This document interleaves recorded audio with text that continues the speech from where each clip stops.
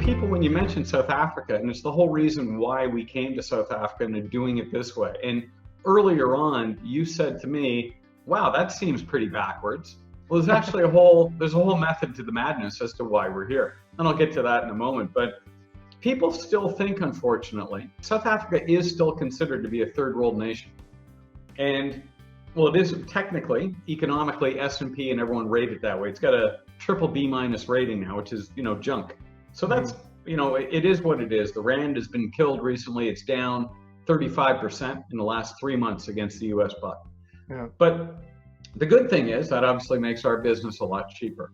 But people still think that South Africa is kind of like, oh my God, are you safe over there, dude? Like, are you living in like a house? Like, do you guys have houses? And, it's pretty weird. Here we are in today's world where you've got access to media and YouTube and everything, and you can see how beautiful Cape Town is and how modern it is. And people, unfortunately, up in the northern part in North America, Europe, they look at South Africa or Africa and they say, we don't need to deal with them. We have a big enough market up here. So our approach, and you want me to get into that now? I can. Well, here, I'll talk on, kind of what you're saying, and we'll go into your approach. I mean, it's so true in North America, like any, kind of northern country, like you said, even, Europeans, they see Africa as exactly, kind of I don't know another word than, kind of a dump. Like, that's how people look at it. I've been to Johannesburg, so, I understand, like, beautiful place, and the first thing people said when I was like, oh yeah, I went there. Oh wow, was that dangerous? Like, do you have to walk around with a guard? And I'm like, what? Like, it's incredible, but here's the thing. That's probably the majority of people. They don't understand, and we're used to, and obviously you lived in North America for a lot of your life. You understand that the media puts out, oh, we got to help these starving children. We got to help this. Everyone just thinks, oh, poor people, like poor. They don't realize the amount of economic activity that is actually happening. Like, I know, they're looking at building the next Silicon Valley, right outside Johannesburg. So I understand, like, Southern Africa is an extremely happening place. And let's go into, before you get into, why you're there, let's talk about you. So tell me, we were chatting a little bit earlier, where you grew up, tell me where you went to school, and Sure. Give me the path of work experience that leads you into, where you are today.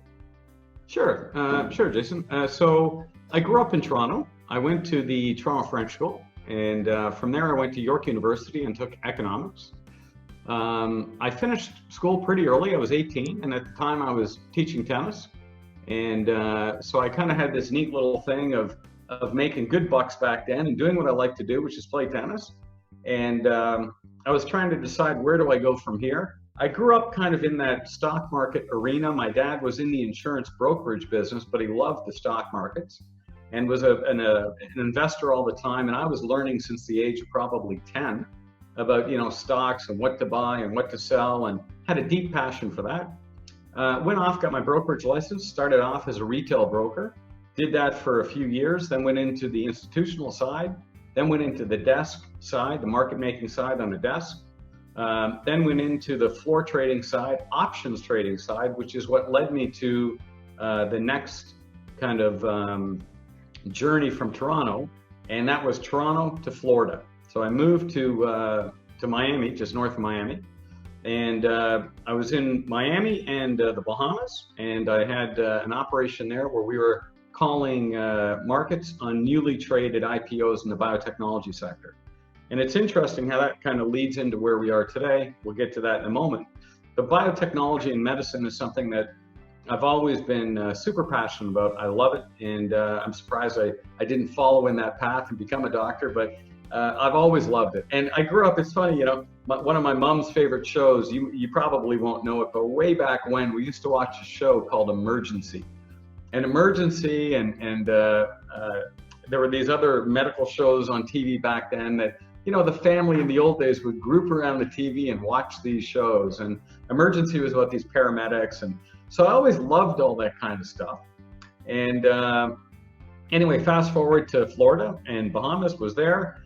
Did that stint for about 10 years. We successfully did a lot of market making in the biotechnology sector. So I got a good feel for a lot of the stocks that we were involved in, and learned a lot about it. and then went back to Toronto again, and trying to see kind of where the lay of the land is at the moment, what's happening. And I got to tell you, I was there in the wintertime, and it kind of said to me, whoa, I don't want to be here. I just don't like the cold weather. What can I say? I find that 6-month period in Toronto of cold, nasty weather to be very unproductive. So of all places, I moved to Las Vegas. Moved there. I was there for approximately 4 years. Had a great stint there. Loved it. I was involved in the high-tech sector and did that. And then after 4 years there, moved back to Toronto again, just to kind of see where the lay of the land was again. And not much had changed for me. I mean, obviously the weather was still the same.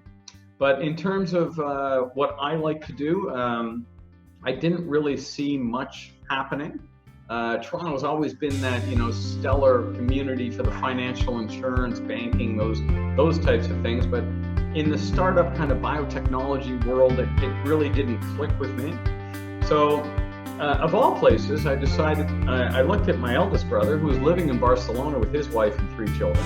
And he said, you got to come here and you got to live here and check it out and check out the scene. And so I am a UK citizen. So I did leave Toronto, moved to Barcelona, fell in love with the city. It's now been technically my hometown for 9 years. And it's just an absolutely beautiful place. However, the one downside, which people will talk about, is the lack of kind of motivation to really make business happen. So it's a beautiful place. The culture, the people, the art, the history, everything like that is absolutely amazing. But from a North American kind of standard, that entrepreneurship drive to close, sell, and make stuff happen seems to be really lacking. So for a driven person, I find myself to be a really driven person, it's a little bit slow. And so anyway, I was kind of thinking, what do I do next? And during this time frame, I was an investor in many cannabis companies. And I was deciding, what do I like, what don't I like? And the main theme that came across to me of what I didn't like in the cannabis sector as an investor was a lack of great management and seriousness about the science behind the industry. There was certainly a ton of people interested in the partying side of the industry, but there was for my part, a lack of people around the boardroom table who would say, hey, why don't we get out there and do some real research and back up products with real research? And that's the stuff that I truly enjoyed doing, and that's what led me to where we are now. That was incredible. I mean, the fact that you have that much market experience, I think, is extremely interesting. From someone potentially watching this video, it's nice, like you're getting into management. A lot of people will say there's 2 parts to a business. There's running a successful business, and then there's, taking care of the public side of the business. And it's nice that, of course, you come from that background.